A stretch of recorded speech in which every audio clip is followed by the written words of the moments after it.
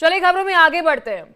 तुर्की से मुंबई यात्रा करने वाले 400 यात्री भूखे प्यासे 24 घंटे इस्तांबुल एयरपोर्ट पर फंसे हुए हैं।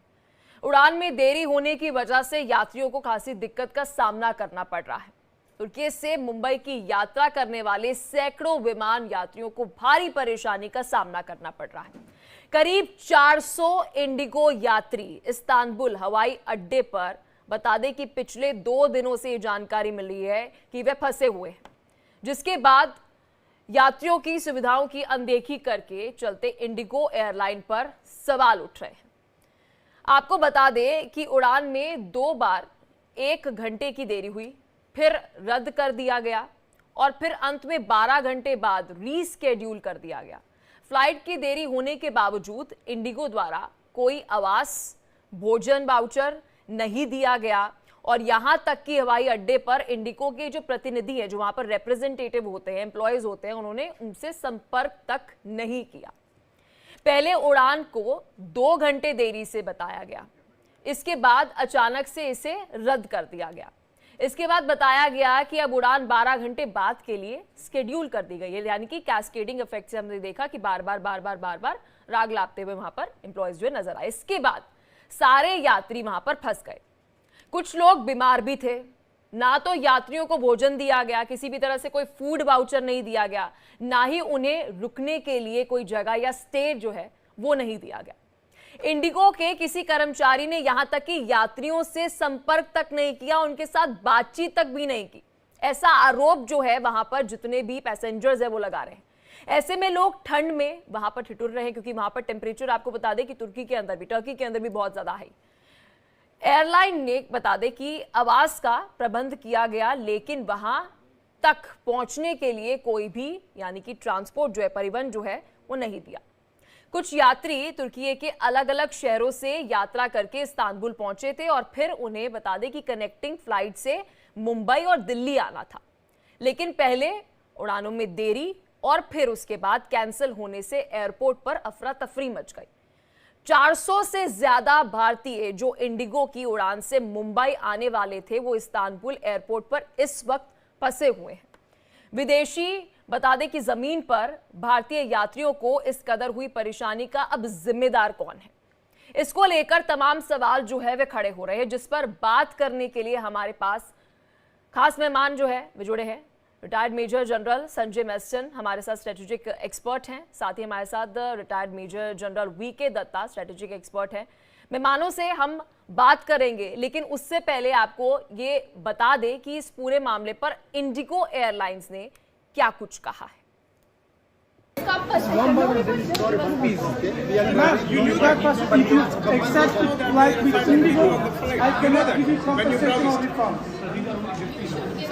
This is how you are walking away.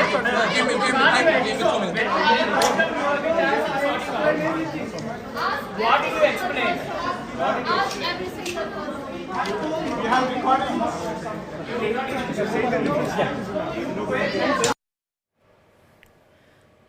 तो चलिए, ये जो तस्वीरें आपको इस वक्त हम दिखा रहे थे, ये तस्वीरें वहां पर जो अफरा तफरी का माहौल हम जिक्र कर रहे थे वो बना हुआ है। इंडिगो की तरफ से आपको बता दें कि अब माफी जो है वो मांगी गई है, लेकिन हमारे साथ मेहमान जुड़ चुके हैं। परिचय आपको करा देते हैं। Retired major general Sanjay Meston हमारे साथ स्ट्रेटेजिक एक्सपर्ट है। Retired major general VK Dutta हमारे साथ स्ट्रेटेजिक एक्सपर्ट है। बहुत शुक्रिया आप दोनों का सर, जय हिंद, हमारे साथ जुड़ने के लिए। सबसे पहले मेजर जनरल वीके दत्ता जी, मैं आपके पास आऊंगी। सर, जिम्मेदार कौन है? क्योंकि मैं इस वक्त कई सारी साइट्स पर वहां पर पैसेंजर्स के पोस्ट देख रही हूं, वे बुधवार से पोस्ट कर रहे हैं कि हम यहां पर फंसे हुए हैं और कोई भी हमसे कांटेक्ट नहीं कर रहा है।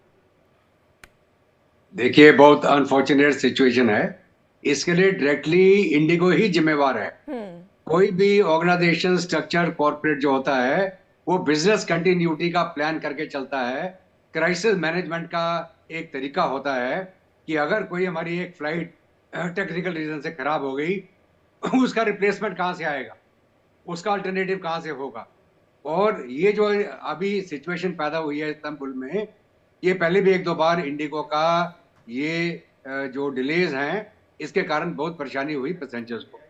अभी ये बड़ा अजीब जो एक एग्जाम्पल है, भारत के अंदर इंडिगो एक प्रॉफिट गेनिंग और प्रॉफिट जनरेटिंग एक एयरलाइन है जो अच्छा काम कर रही थी और लोगों को काफी भरोसा था इंडिगो के ऊपर कि ये बिल्कुल टाइम से आते हैं और टाइम पे फ्लाइट्स इनकी टेक ऑफ हो जाती है। लेकिन इसी के बरखिलाफ इंटरनेशनल सेक्टर के ऊपर जो इंडिगो का ये परफॉर्मेंस देखने को मिला है, ये बहुत ही एक सैड एग्जांपल जिसको हम बोल सकते हैं।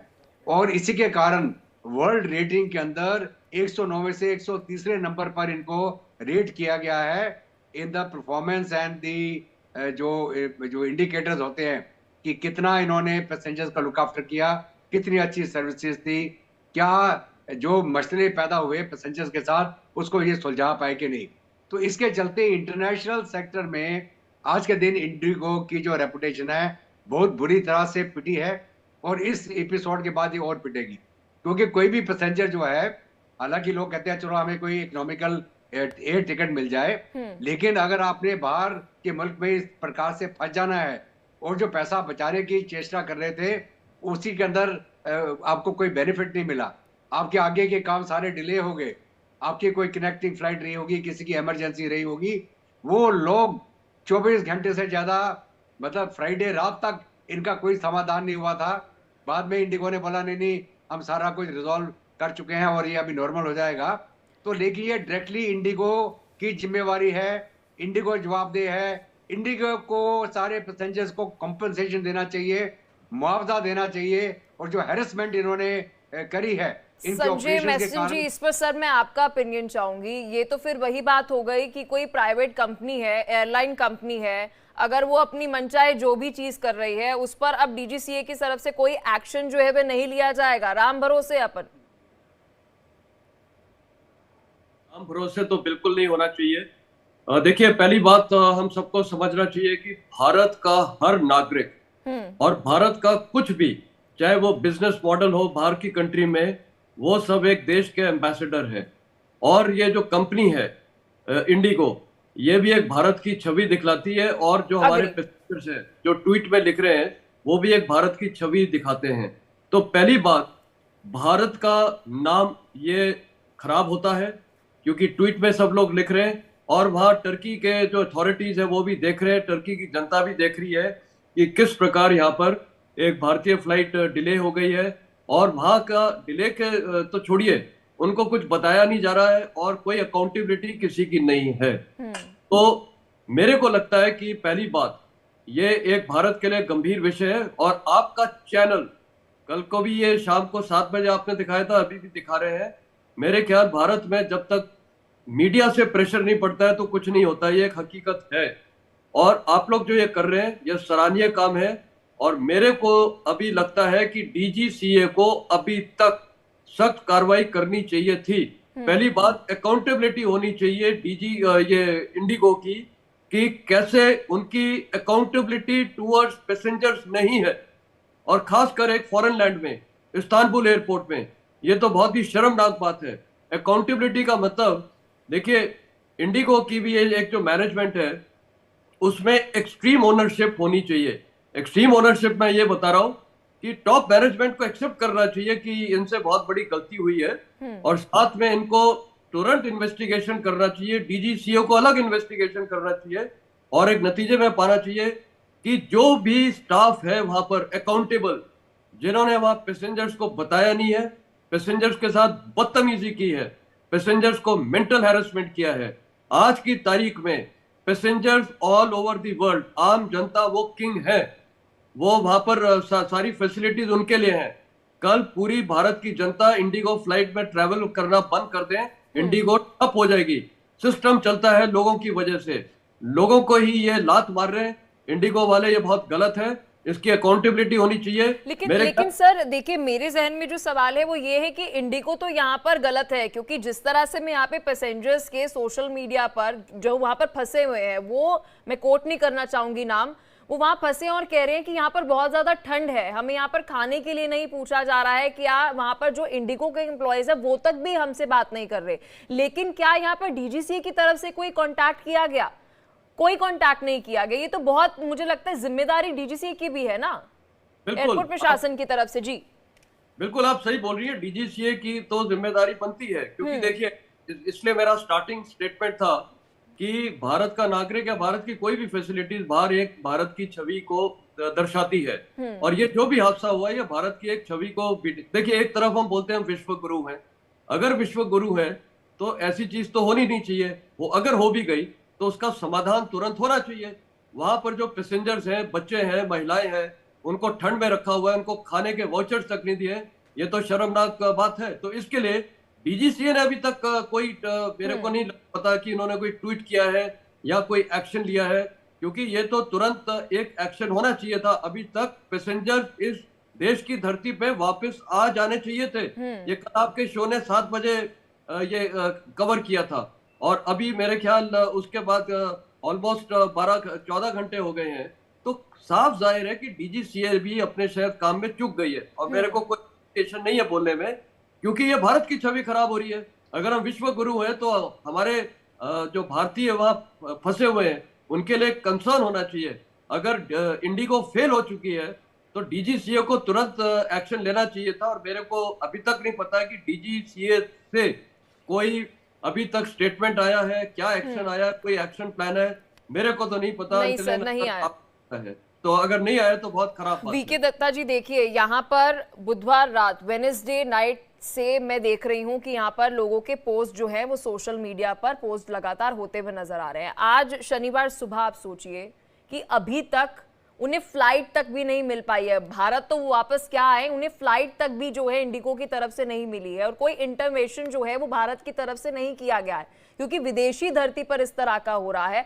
भारत में तो हम अक्सर देखते हैं, कई बार हड़कंप सा मच जाता है जब आपकी फ्लाइट्स कैंसिल होती है, लेकिन ये इस्तांबुल पर इस तरह की घटना और वहीं कोई एक्शन जो है अभी तक नहीं लिया गया है इमीडिएट। देखिए, बिल्कुल सही बात है। जो ये सिचुएशन पैसेंजर्स के लिए पैदा हुई है, आप अपने आप को उस पोजीशन में रख के देखिए। हम हिंदुस्तान के अंदर ही कई बार, मैंने भी इंडिगो फ्लाइट्स मैं जनरली लेता हूँ, कई बार हमारे साथ भी ऐसा वाकया हुआ है कि आपने बोर्डिंग हो गया, आप जहाज के अंदर बैठे हुए हैं और उसके बाद में 1 घंटा हो गया, 2 घंटे हो गए, 3 घंटे हो गए और एयरक्राफ्ट टेक ऑफ नहीं कर रहा।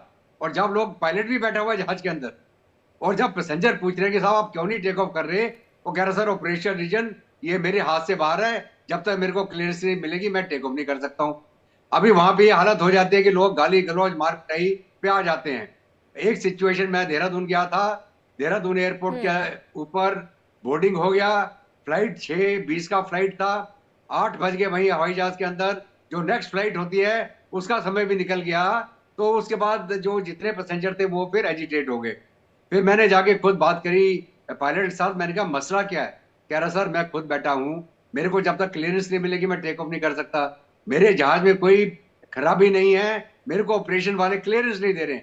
तो अब मसला ये है कि जो तालमेल होना चाहिए ऑपरेशंस का और जो क्रू है और जो ग्राउंड स्टाफ होता है उनका, जो इनके मार्केटिंग के लोग हैं, इनके अंदर तालमेल अगर गड़बड़ हो जाएगा और यहाँ किसी कारण से वो पैसा बचाने के लिए 2 हवाई जहाज के पैसेंजर एक हवाई जहाज में ले जाने की चेष्टा करेंगे तो पैसेंजर्स को बहुत मुश्किलात आएगी।